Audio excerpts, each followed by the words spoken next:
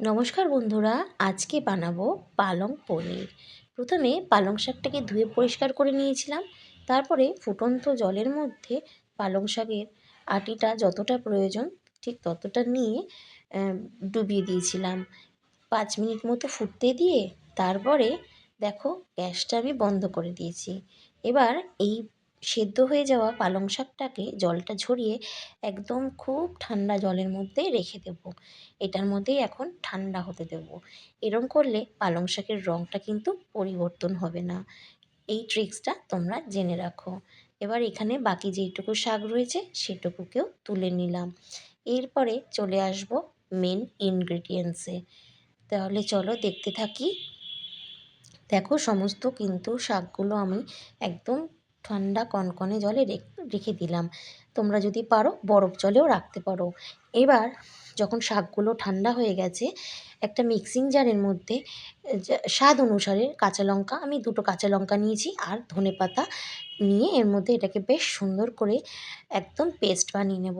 অপর দিকে কড়াইতে সাদা তেল নিয়ে গরম করে নেব এবং তাতে কি করব, তেলটাকে বেশ ভালো করে মাখিয়ে নেব কড়াইয়ের মধ্যে এবং যে পনিরটা আমি রান্না করব ছোট ছোট টুকরো করে কেটে নিয়েছিলাম সেটাকে এবার হালকা হালকা করে এপিট ওপিট করে ভেজে নেব।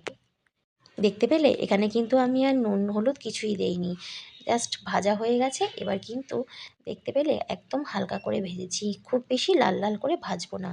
এবার একটা বাটিতে জল নিয়েছি এবং পনিরগুলোকে সেই জলের মধ্যেই তুলে নিলাম। এতে করে পনিরটা সফট থাকবে, ভাজার পরে যে শক্ত ছিবড়ে হয়ে যাওয়ার মতো সেটা হবে না। এবার ওই তেলের মধ্যে আমি সাদা জিরে দিয়ে দিলাম এবং তার সাথে দিয়ে দেবো পেঁয়াজ কুচোনো। ঠিক আছে, দেখতে পেলে তো আমি কিন্তু এখানে শুধু পেঁয়াজ কুচি দিলাম। এবার এই পেঁয়াজটা একটু হালকা করে ভাজতে দেব এবং এই যতক্ষণ না পেঁয়াজটা একটু নরম হচ্ছে ততক্ষণ এটা ভাজতে দেবো এবং এর মধ্যে আদা আর রসুন 1 চামচ মতো দিয়ে দেবো, খুব বেশি দেব না। এবার যতক্ষণ আদা রসুনের গন্ধটা কাঁচা গন্ধটা না যাচ্ছে ততক্ষণ একটু ভাজতে দেবো।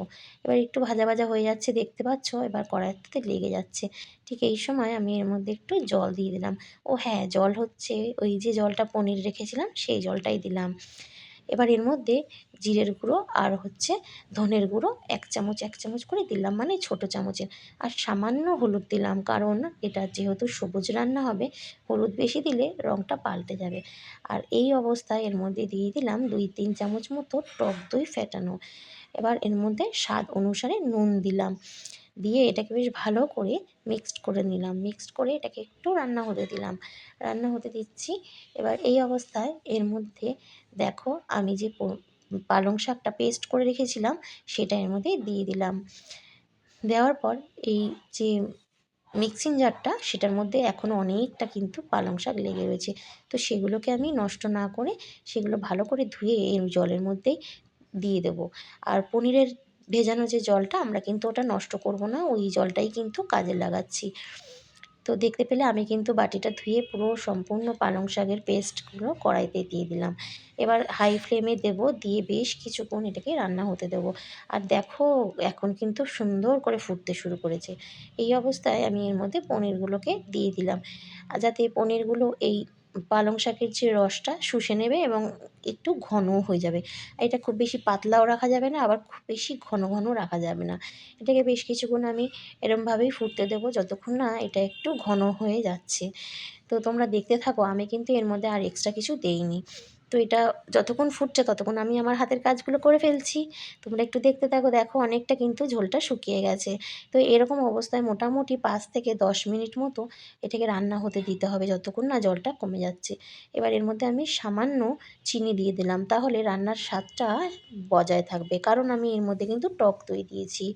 এবার দেখো পনিরের যে কাইটা হবে সেটা কিন্তু অনেকটা কমে গেছে এবং এই অবস্থায় আমি এর মধ্যে ফ্রেশ ক্রিম দিয়ে দিলাম মোটামুটি 3 চামচ মতো। তোমরা চাইলে একটু বেশিও দিতে পারো, মানে পালং শাকের পরিমাণ অনুযায়ী। আমার এখানে একটু বেশি হয়ে গেছে পনিরটা, ওই মানে ক্রিমটা, যার জন্য একটু সাদা সাদা লাগছে। তোমরা চাইলে একটু কম করে দিতে পারো। আমার কিন্তু রান্না কমপ্লিট, দেখতে পেলে কত সুন্দর হয়েছে। হ্যাঁ, নামানোর পরে এখানে অবশ্যই তোমরা উপর থেকে বাটার দিয়ে দেবে, তাহলে কিন্তু তার স্বাদটা আরও 100 গুণ বেড়ে যাবে। এটা কিন্তু খেতে অনেক চমৎকার হয়েছিল। দেখো আমি কিন্তু এখানে বাটার দিয়ে দিয়েছি, এবং এই বাটারটা যেহেতু এই মানে রান্নাটা এখন খুব গরম, তাই বাটারটা এর মধ্যে মিশিয়ে দিতেও খুব সুবিধা হচ্ছে। দেখতে পাচ্ছ আমি কিন্তু এবার এই বাটারটাকে রান্নার সাথে মিশিয়ে দিলাম। তোমাদের এই রেসিপিটা কেমন লাগলো অবশ্যই কমেন্ট করে জানিও। আর হ্যাঁ, অবশ্যই বলবো রেসিপিটা একবার অন্তত ট্রাই করে দেখো। আর রেসিপিটার সম্বন্ধে যদি আর কিছু বলার থাকে অবশ্যই কমেন্ট করে জানিও। আর হ্যাঁ, গরম রুটি পরোটার সঙ্গে কিন্তু রেসিপিটা জমে যাবে খুব। তাহলে আর দেরি কিসের, আজকেই শুরু করে ফেলো রান্নাটা। টাটা।